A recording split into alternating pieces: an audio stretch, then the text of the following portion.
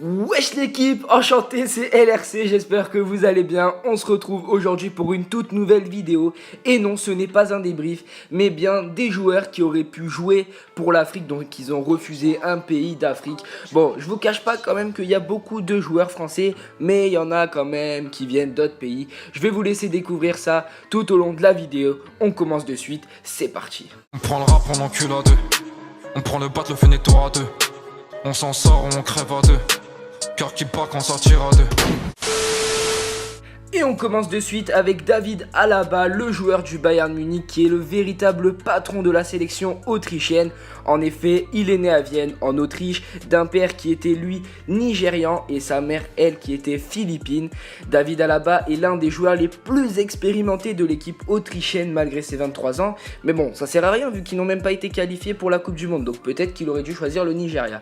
Mais bref, voilà, David Alaba a commencé à 17 ans avec la sélection autrichienne et c'était en 2009 face à la France. Et on passe à Kylian Mbappé qui vient de réaliser 2 saisons exceptionnelles en Ligue 1, que ce soit avec Monaco ou le PSG. Donc voilà, les sélections étaient à l'affût, notamment l'Algérie, parce que sa mère est d'origine algérienne, donc il aurait pu jouer pour l'Algérie. Et il aurait également pu jouer pour le Cameroun, parce que son père était camerounais. Mais voilà, aujourd'hui le débat est clos et on est bien content de l'avoir en France.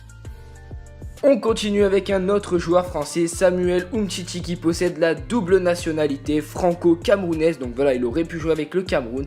Mais malgré les nombreuses tentatives de la part de la fédération camerounaise, qui avait même embauché Roger Mila, donc célèbre joueur du Cameroun, pour courtiser le joueur, Samuel Umtiti a toujours refusé de porter le maillot du Cameroun. Il avait même déclaré: le Cameroun, ce n'est pas une option, ce n'est pas parce que je n'ai pas de sélection en bleu que j'irai jouer là-bas, j'assume mon choix jusqu'au bout. Donc voilà, à l'époque où il avait dit ça, il n'avait pas encore été sélectionné une seule fois avec la France et il a bien fait de se battre et d'attendre. Maintenant, il joue la Coupe du Monde. On passe maintenant à la pépite anglaise, le joueur de Tottenham, Dele Alli, qui aurait pu jouer pour le Nigeria tout comme David Alaba. Mais voilà, l'international anglais a toujours refusé le Nigeria parce qu'il se sentait plus anglais que nigérian. Je vais vous expliquer pourquoi, ne vous excitez pas. Mais voilà, il a tellement refusé que les Nigérians ont fini par abandonner cette idée. Et c'est parce que la vie du meilleur jeune footballeur de Première Ligue n'a jamais été très simple. Il a été séparé de sa maman qui avait 4 enfants et qui en plus de ça était alcoolique à l'âge de 13 ans. Et c'est grâce à sa famille d'adoption anglaise qu'il a réalisé son rêve de devenir footballeur. C'est pour ça qu'il se sent plus anglais que nigérian. Et on passe maintenant à Paul Pogba qui est beaucoup critiqué en ce moment, mais on s'en fout, c'est pas le sujet de la vidéo. Donc lui, il aurait pu jouer sans problème avec la Guinée, où en plus de ça, ses deux frères ont évolué, Florentin Pogba et Mathias Pogba. Mais lui, Paul, est né à Lagny-sur-Marne, vers Paris, et c'est le seul de ses 2 autres frères qui est né en territoire français. Et donc il avait déclaré que si lui était né comme ses frères en Guinée, il aurait joué pour la Guinée. Mais là, vu qu'il est né en France, il a décidé de jouer pour la France et les Guinéens ne lui en veulent pas du tout. Il fait la fierté qui le désigne désormais comme l'héritier du pays. Et on parle de Pogba, on va parler de son coéquipier à Manchester, Romelu Lukaku, qui aurait pu jouer pour le Congo avec son frère Jordan Lukaku, qui est un petit peu moins médiatisé, on en entend moins parler. Il me semble qu'il joue à la Lazio Rome, si je veux pas dire de bêtises, dites-moi dans les commentaires. Et l'attaquant de Manchester, lui, c'est le fils d'un ancien international congolais, comme Jordan Lukaku en fait.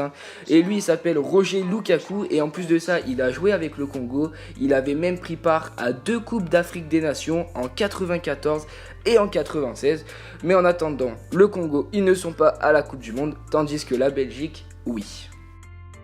On passe maintenant à Nabil Fekir, le franco-algérien qui, lui, son histoire avait fait une polémique de fou parce qu'en fait, les Algériens, donc Christian Gourcuff à l'époque, le sélectionneur d'Efenec, l'avait sélectionné, mais Nabil Fekir n'était pas au courant et il voulait jouer pour la France. Et la liste des 23 de Deschamps devait arriver quelques jours après.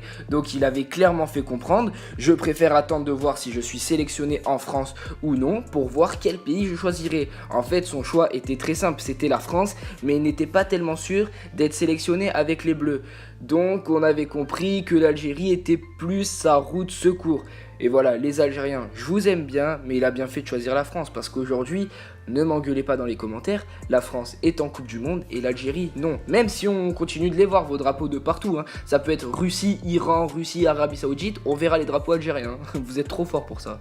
Et on va finir avec ce diable de N'Golo Kanté, le jeune milieu relayeur qui a la double nationalité franco-malien.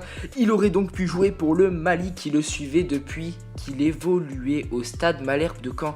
Vous imaginez quand même depuis combien de temps ça fait qu'il le suive N'Golo Kanté?